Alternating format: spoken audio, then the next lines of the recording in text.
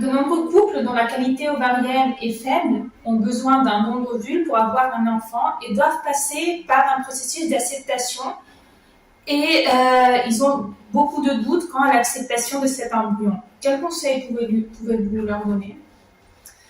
Donc c'est ce que j'essaie d'expliquer aux couples quand ils arrivent et qu'ils doivent faire justement, c'est tout un travail de deuil à faire, deuil de ne pas avoir un enfant de ses propres gènes. Donc ça c'est toute une phase, il y a plusieurs phases en fait, et donc c'est une phase, la première phase c'est cette phase d'acceptation. Et parce qu'en fait, on est tous guidés par l'instinct de reproduction, de transmission des gènes. C'est quelque chose qui est en nous, dans l'humain. Donc, dans un premier temps, il y a toute cette phase à passer. Et une fois que la femme est enceinte, en fait, l'instinct maternel va prendre le dessus. Et cette phase va être oubliée finalement. Et du côté de l'homme, c'est pareil, l'instinct paternel prend le dessus.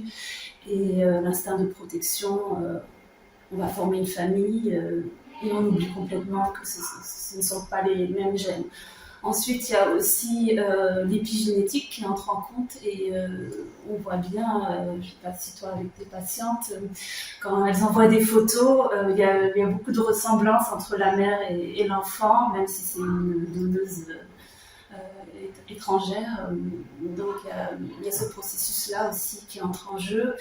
Et c'est important justement de pouvoir en discuter avec la psychologue et échanger avec les couples, les rassurer. Et en général, toutes les femmes qui tombent enceintes acceptent leur enfant. Il n'y a pas du tout de rejet à la naissance